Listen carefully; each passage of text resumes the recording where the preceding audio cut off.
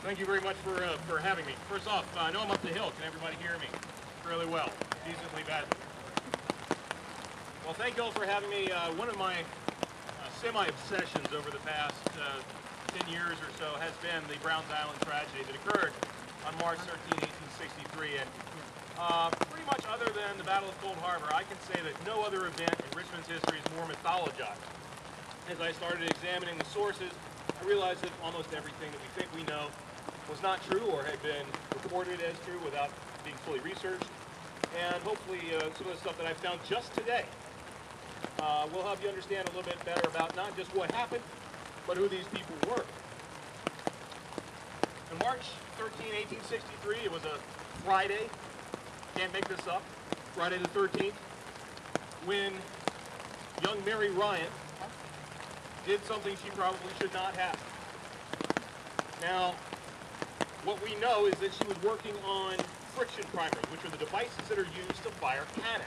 They're packed filled with gunpowder, and they have a little sparking mechanism at the tip, and she had them all in a board, like a peg board, and instead of removing them one by one, as she probably should have, as she was said to have been directed to do, she did not. She smacked them down on the countertop. And this precipitated an explosion. Rather than me tell you about it, I'd rather you hear from some of the people who actually saw this happen. And this comes straight from the Board of Inquiry report that was made only a week after the event. One of the operatives there, named Elizabeth Dorson, said, "I saw Mary Ryan knocking two boards together, one of them filled with friction primers. I said to one of the other girls that she, Mary Ryan, ought to be more careful," and had scarcely got the words from my mouth when the explosion took place. The report went on. Catherine Cavanaugh, who we found in a very critical condition, with difficulty, made the following statement. "I went behind Mary Ryan to sweep, just as she was emptying her board, and told her not to hit it so hard. And she said I was foolish, and she hit it, and one of the primers blew up. She struck on the wire and drove it in, and this went off." Catherine Cavanaugh is a little girl, not quite 12 years old. She could scarcely speak by reason of the severe burns about her face. The report goes on. "There can be no doubt of the fact that the sad accident was brought about by the too careless handling of the friction primers by one of the unfortunate women engaged in waxing them. It seems that Mary Ryan, since deceased, probably with the view of progressing more rapidly in her work, endeavored to release the primers from the board by simply striking it against the box, and in so doing drove forward the wire, igniting one of the primers, which was sufficient to communicate rapidly the flame to all the combustibles in the room. You can well imagine how much powder there was in this room." She said, that's Mary Ryan herself, that the explosion first commenced in her hands. And the statements of the other operatives go to show that there is but little, if any, doubt as to the manner in which it was brought about. This poor woman's well-meant haste in the performance of her work has cost her her life. The explosion that occurred at Browns Island took the lives of over 50 young girls and a few males, many of which are buried right here in Hollywood Cemetery. But who was this Mary Ryan, who has been in some circles vilified and others completely excused from the crime? It's not my job here, nor do I think it's wise to try to undo what was clearly done. Mary Ryan is going to be remembered for the worst day of her life for all eternity. How lucky it would be for her, in retrospect, if the only historical mention we have had been her entry in the census. Instead, whenever we go searching for her, we will find her worst day, and clearly the one that she was agonized about as she died. You will notice that she actually said she lived through the explosion, and she confessed immediately to having done it. Thus, I cannot do more than her. So who was she? Well, It was amazing to me that until very recently, no one, seemingly, had bothered to go and look in the census to find her. Here she is.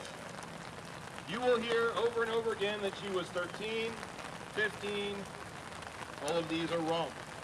The 1860 census, which of course is 3 years prior to the event, lists her as having been born in Ireland, and she is 17 years old. If you run the math back, that puts her date of birth as 1843. All of her siblings were born in Ireland. You don't need to be a genius to figure out what has driven the family to America. Her father, Michael Ryan, was age 46. He was listed as a laborer. That's not entirely the whole story. He worked at the Tredegar Iron Works. Her mother, Mary Ryan, which she was named after, was 44. She was listed as domestic and illiterate. And she had 1, 2, 3, 4, 5, 6, 7 children aged 22 to 14. All of these children would have been of adult age by the time Mary Ryan had her little accident. But something that really was remarkable to me until this very morning was that I could find no official mention of her death. A lot of it had been reported. It had been reported that she died the day after, but the truth is a little bit, of course, more interesting. And I don't think that anything could be more appropriate than to stand here within spitting distance of where she died or where she is currently buried and read her very obituary. This is from the March 17th, 1863 edition of the Richmond Dispatch. You will notice that this is 4 days after the event. Died in this city on the 16th of March, 1863, Miss Mary Ryan, daughter of Michael Ryan.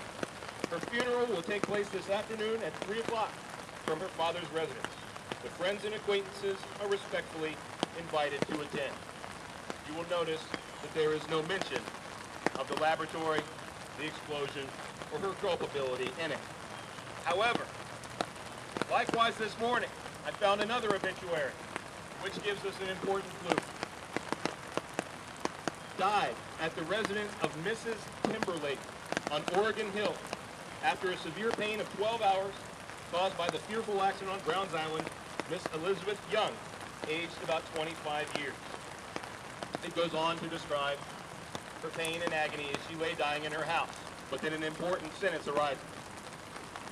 She spoke to those around her and to her companion, Miss Mary Ryan, who was laying on the same couch of pain, and begged and hoped that they would prepare to meet her in heaven, where there was always happiness and peace.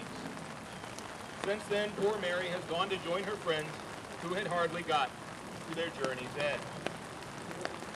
Right there we have two important things, not only where she died, at the residence of Mrs. Timberlake, but also something that I find very inspiring, that despite the obvious guilt and pain that she must be feeling morally, that she had found some measure of peace in the hours before her death. Now, this tragedy at Browns Island is not limited to the women and girls, the few men that died because of it, but its echoes extend to the battlefield. Due to the unavailability of the primers and fuses from the Browns Island laboratory, Lee's Army was forced to get primers elsewhere from Charleston. Their standards of quality were just a little different. And a lot of historical debate has gone into the very fact that you will notice all of a sudden at the Battle of Gettysburg, good artillerists turned back. And a lot of speculation is that the reason for that is just because the Richmond laboratory had blown up, and the only place they could get their fuses and primers was from Charleston. One might even say that Mary Ryan had as much an impact on the Battle of Gettysburg as did Pickett's division. We can never know. But it is always important to understand that we as individuals, as solitary people, part of a community, part of a country, all of us can make a difference, even for the negative.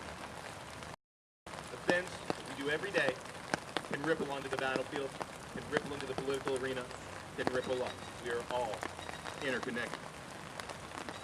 Thus, through Mary Ryan, we get not only a fascinating event, but a validation of our shared humanity and our shared look towards the heavens as we all seek peace for our many transgressions in life.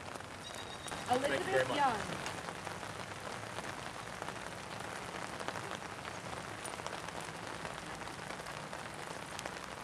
Reverend John H. Woodcock. And Mary Ryan.